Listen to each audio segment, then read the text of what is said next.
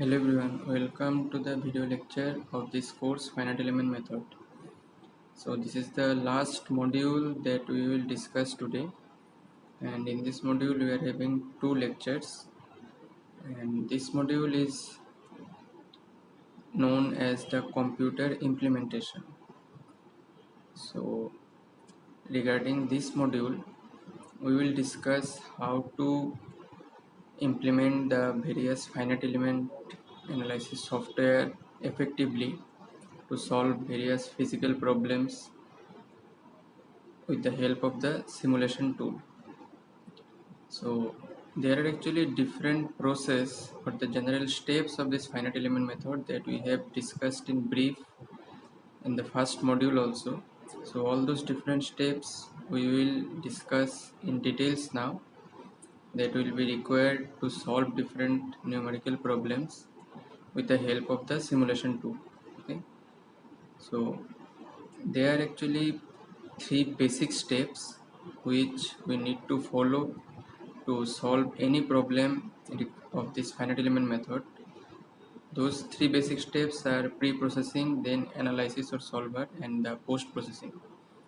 Now these three different steps will be discussed in details today in this lecture. Okay, so let us start this lecture.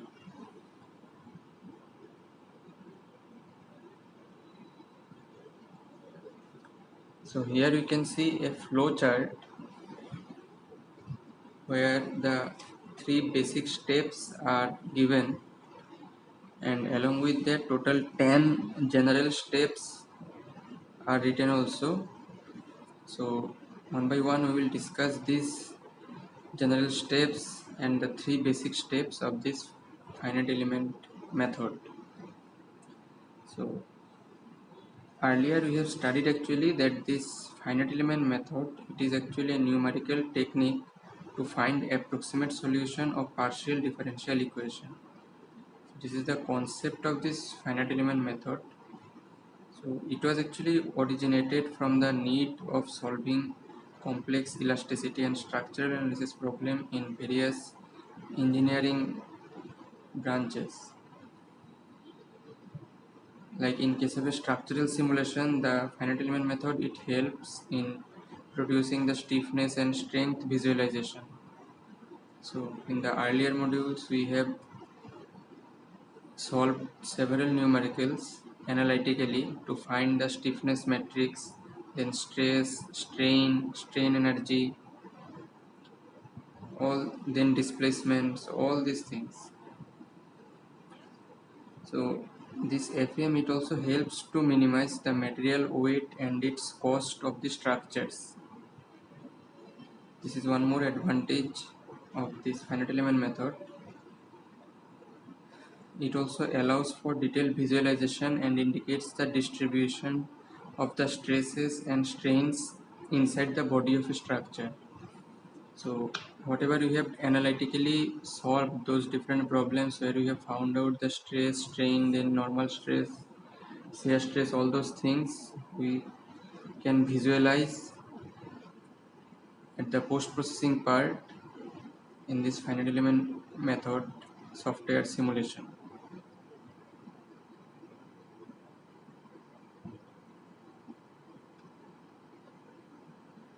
Now here you can see that under pre-processing we are having two steps. Those are known as discretization and numbering of nodes and elements.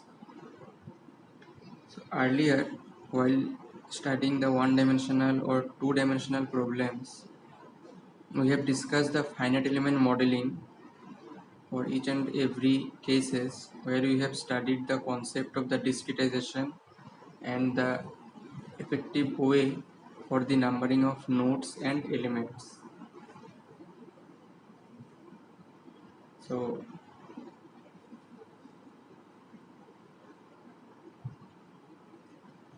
what happens actually in this finite element method, that earlier in the modules, in case of the one dimensional and two dimensional problems, we have solved different modules and different problems actually analytically.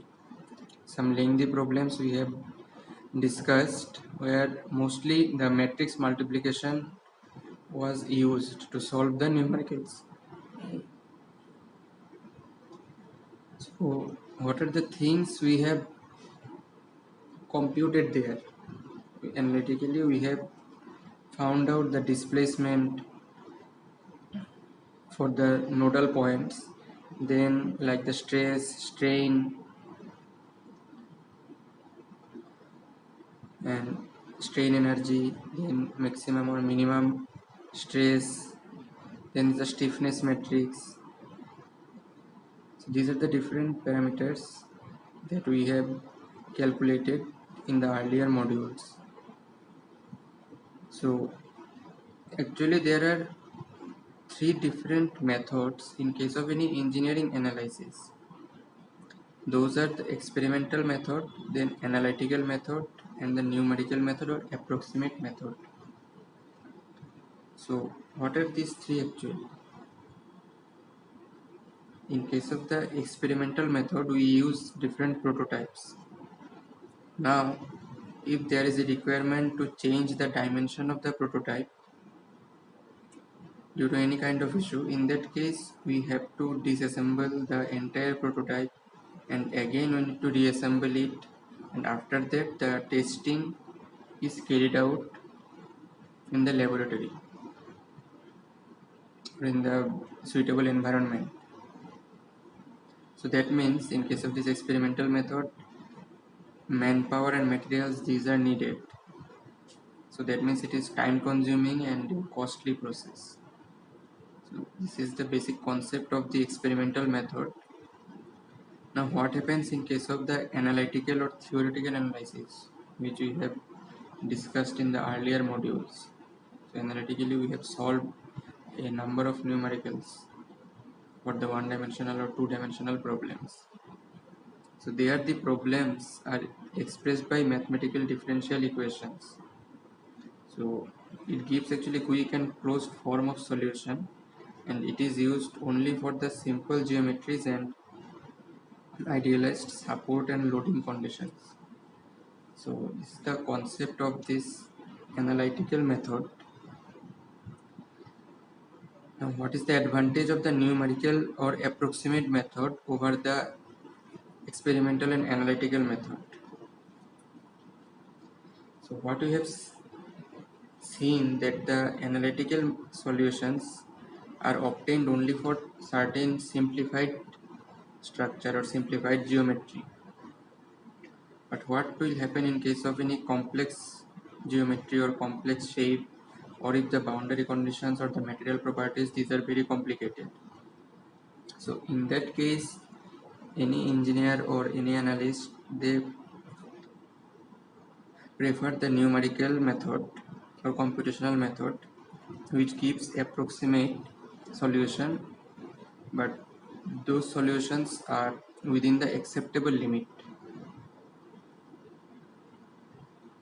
So this is the basic concept and the advantage of the numerical method, where we get some approximate solution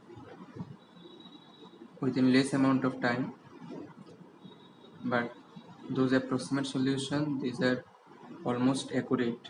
The result are within acceptable limit.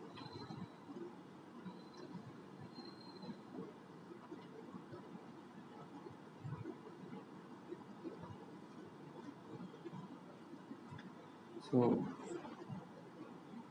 in this numerical method actually there are three different methods, like the functional approximation, then finite difference and finite volume.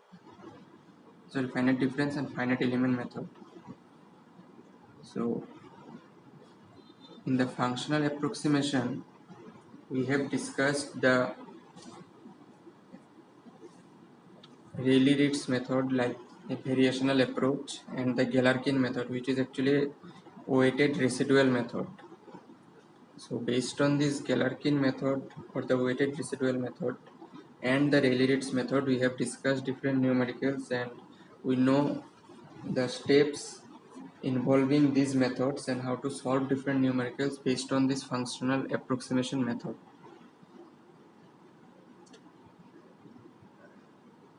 Next, we are having the finite difference method, which is actually useful for solving heat transfer, fluid mechanics and structural mechanics problem. So this finite difference, it is applicable for phenomena for which any differential equation along with the boundary conditions, these are available.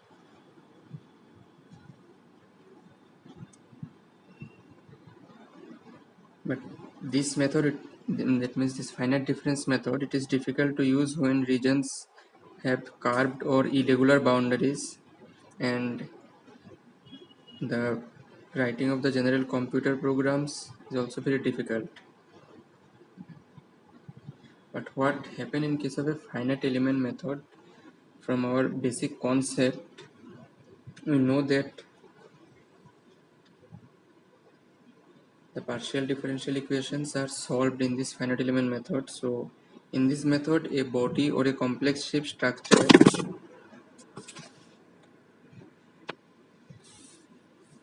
in which the analysis is to be carried out, it is firstly subdivided into a smaller number of elements which are having finite dimensions. So when a complex shape structure is given, then we actually subdivide that structure into smaller number of elements of finite dimension. So these elements of finite dimensions, these are known as the finite elements, and this procedure to subdivide that total structure into smaller number of elements, this is known as the discretization, which is the first step in this pre-processing part.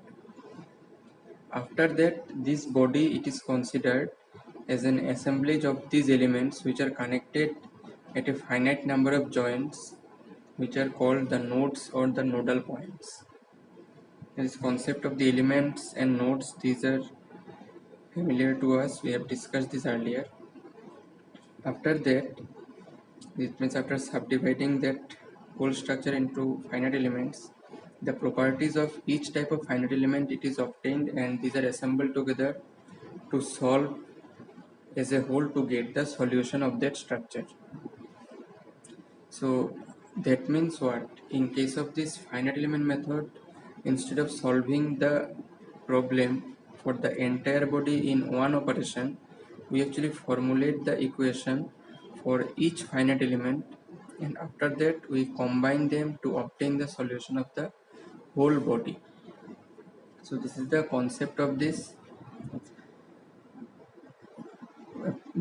finite element analysis. Now, in this finite element analysis, we are having structural and non-structural problems that we need to solve. So, in case of the structural problem, we need to find the displacement at each nodal point, and by using this displacement solution, we can find the stress and strain in each element. So, analytically, we have solved similar type of structural problems. And in case of non-structural problems, what happens? The temperature or fluid pressure at each nodal point is obtained. So in some of the earlier numericals, we have discussed the heat transfer or the temperature or the thermal concept, and there we have discussed that we have found the value of the temperature. So this is the thing we calculate in case of the non-structural problem. The temperature or fluid pressure or velocity at each nodal point is obtained, and by using these values, the other properties such as heat flow, fluid flow, these are calculated for each element.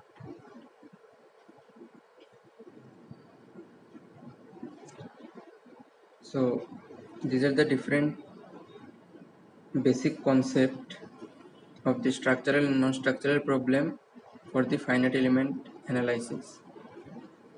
Now in the first step, discretization, which is under the pre-processing, we actually subdivide a structure into a convenient number of smaller elements, so which is also known as meshing in the software simulation. Now these different elements which consists of the whole structure, these are actually classified as one-dimensional, two-dimensional, three-dimensional and axisymmetric elements.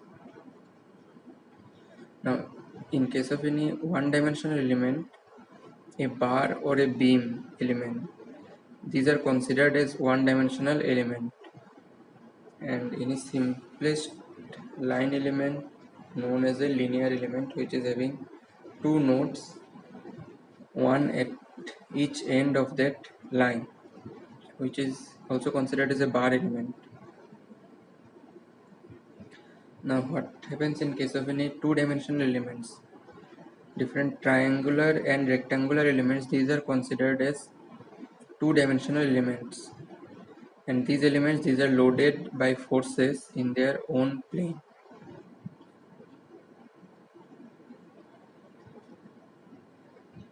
Next, in case of any three-dimensional element, the most common elements for this three-dimensional cases, these are tetrahedral and hexahedral elements. And these elements are used for three-dimensional stress analysis problems.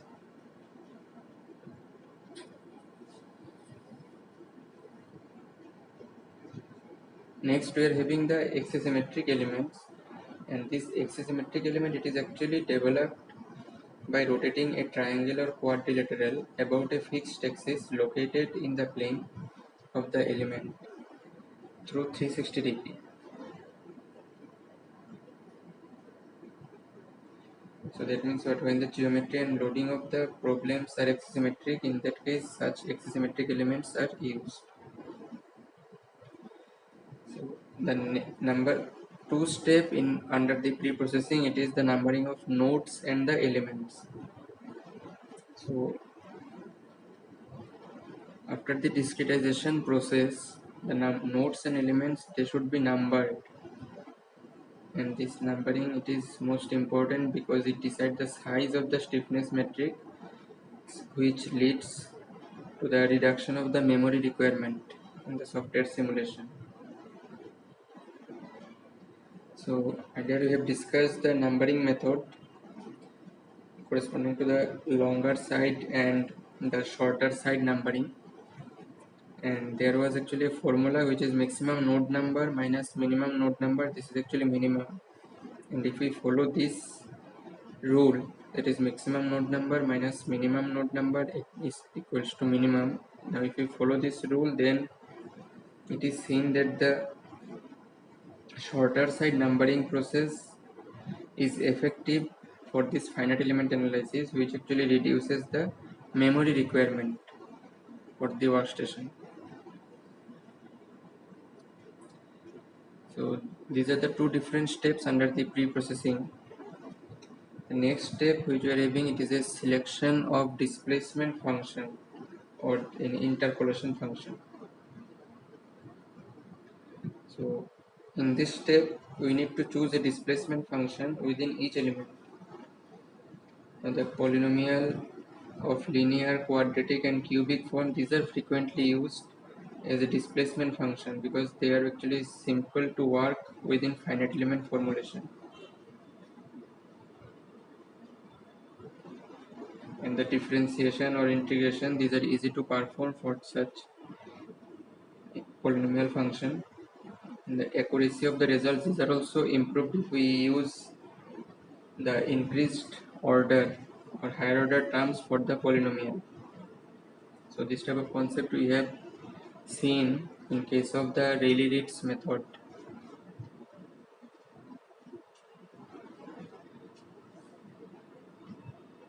So next step which we are having, it is to define the material behavior. So this material behavior, it can be defined by using the strain displacement and stress strain relationship. So the formula for the stress strain relationship or the strain displacement matrix, all this formula we have discussed earlier while discussing the one-dimensional or two-dimensional problem, and based on those formula we have solved various numericals. Here we have calculated the stress, strain, the displacement variable, all these different things. The next step which we are having, it is the derivation of element stiffness matrix and equations. So there is a formula that is F equals to KU. So based on this formula, where F is the load vector, U is the displacement matrix, and the K is the stiffness matrix. So based on this formula, we have discussed and we have solved various numericals.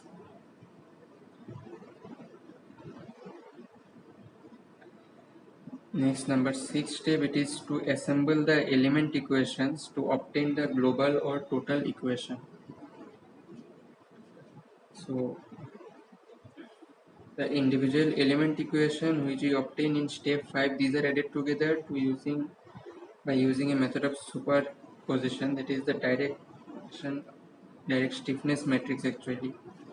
So based on the formula F equals to KU, where F will be now a global force vector and K will be a global stiffness matrix and U will be a global displacement vector. So this is the final assembled or the global equation that we need to perform here. Assembling part we need to perform in step number 6.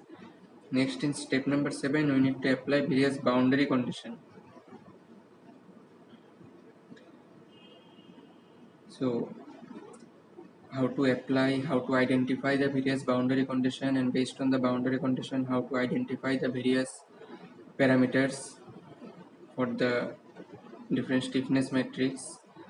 We have discussed all these things earlier while discussing several numericals. Next, we need to perform the solution for the unknown displacement. So based on the Gaussian elimination method or Gauss-Seidel method, we can find the solution of unknown displacement from the formula F equals to KU, where all these F, K and U, these are the metrics. In step number 9, we need to perform and we need to compute the element strain and stresses from the nodal displacement. So there the formula E equals to, for the strain actually E equals to du dx, and for the stress it is sigma equals to Young's modulus, that is stress by strain equals to Young's modulus. So this similar type of formula for the strain or the stress, it is familiar to us, and we have used this formula earlier to calculate the element strain and stresses from the nodal displacement. And the last basic step, that is the post processing, here we need to interpret the result. So in case of this post processing, the computer programs helps the user to interpret the result by displaying them in graphical form. So in this post processing, actually the analysis and evaluation of the solution result, these are actually represented. So these are the 10 different steps under the 3 basic steps of the finite element analysis.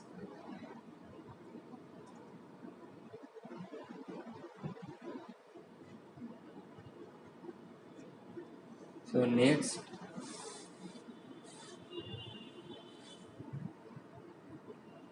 in the computer implementation or in the software simulation part, know that this finite element analysis involve lot of numerical calculation. Now in modern world actually there is a wide or vast application of this finite element method, and the reason behind that is the availability of number of package program.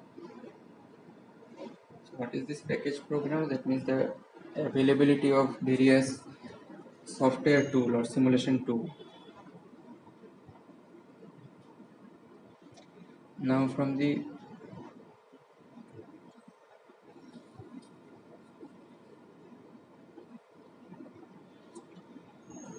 concept of the finite element method, we know that there are 3 basic steps, and we have discussed all these things like the preprocessor, then the analysis of the solver, and the post processing part.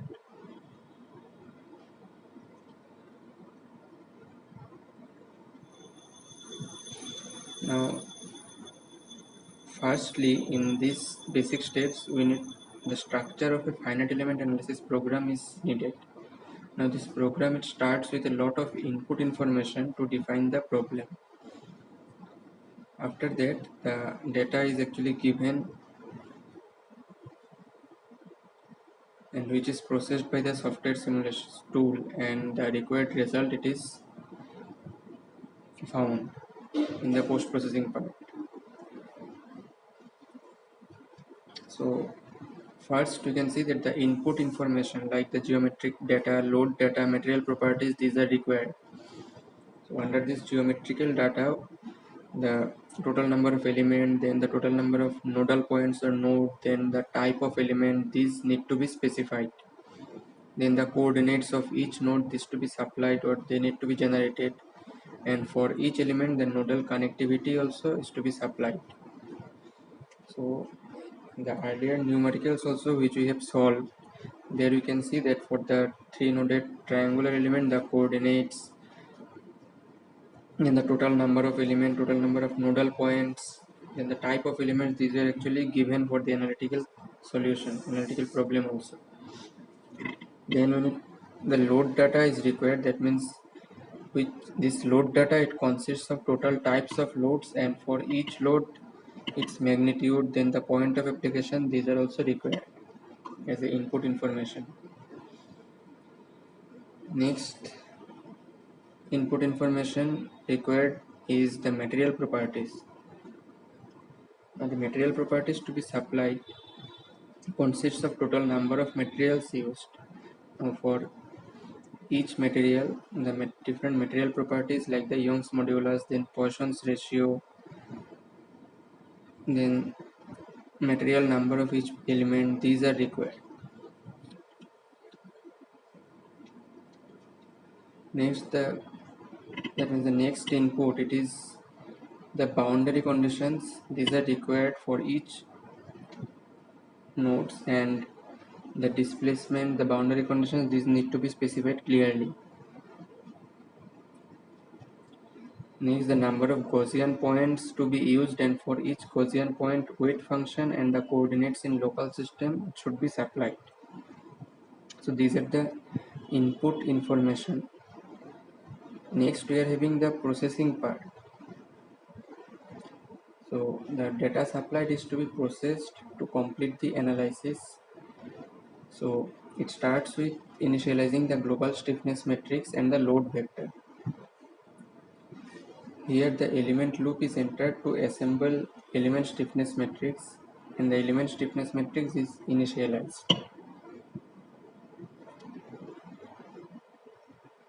Now in this processing, when numerical integration is used, there should be Gauss point loop inside the element, and the contribution of each Gauss point to stiffness matrix is to be found.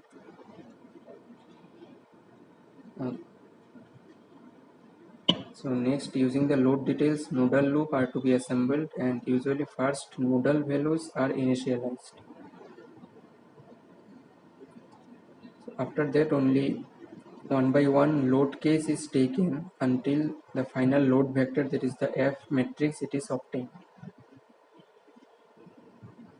In the next step in processing, it is to impose the boundary condition, and using these nodal variables at Gauss point of each element, strains and stresses, these are calculated or found.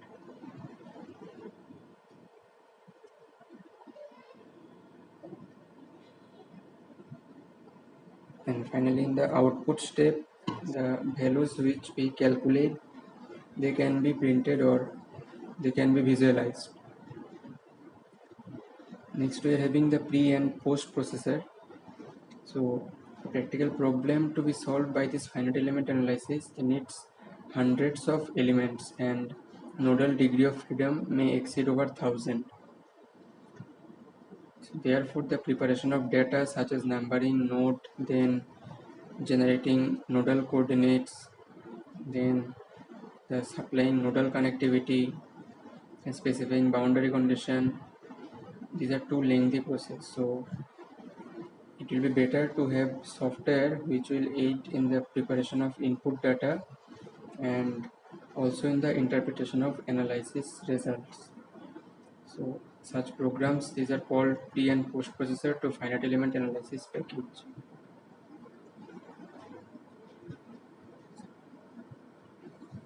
Next, we are reviewing the methods of finite element model generation. The construction of a single complex planar or 3D finite element model usually requires a variety of mesh generation techniques. So these are similar to the discretization step that we have discussed earlier. Now several mesh generation techniques are available, which are written here point-wise, like the single node and element generation. It is actually a very tedious procedure, but it can be very effective on models with a few higher order elements. Next, we are having the digitizing input. So here many users may have scale drawings of a model. In point number 3, we are having the pattern generation. So here the entire model can be generated by simply repeating a portion of the model. Then number 4, it is the duplication. Means the portions of an existing model or the entire model can be translated, then it can be rotated, mirrored or scaled to generate an other portion of the model. This is the advantage of this duplication process. Next, the region generation. So what is the meaning of this region generation? This model generation technique, it generates nodes and elements within a region which is bounded by previously defined lines. And lastly, we are having the dragging generation. So this mesh generation technique is used to extrude a fixed section of elements, and dragging a line creates 2D or shell elements. So these are the different steps that we have discussed in this lecture. The basic steps, which are pre-processing, then analysis or solver, and the post-processing part. These are the three basic steps that we have discussed, and under these three basic steps there are 10 different steps which is discussed also in details. And after that we have seen the different steps that which is followed in the software simulation tool, and the different input information that we need to provide, like the geometric data, load data, then material properties. After that, in the processing part, the different stiffness metrics which we need to calculate, and the various methods for the finite element model generation, for the single node or the duplication or the pattern generation or the dragging generation. So all these things have been discussed in details in this lecture. Okay, so this is the end for this lecture, and in the next lecture we will discuss the finite element analysis software, that is the software which is available in our college laboratory, that is ANSYS. And one example we will discuss where we will see the steps to simulate one physical problem, and where we will be able to visualize the different processing, post processing, all these things, and the results will be clearly visible. So the steps in the software that we perform, that will be discussed in the next lecture. Okay, so this is the end for this lecture today.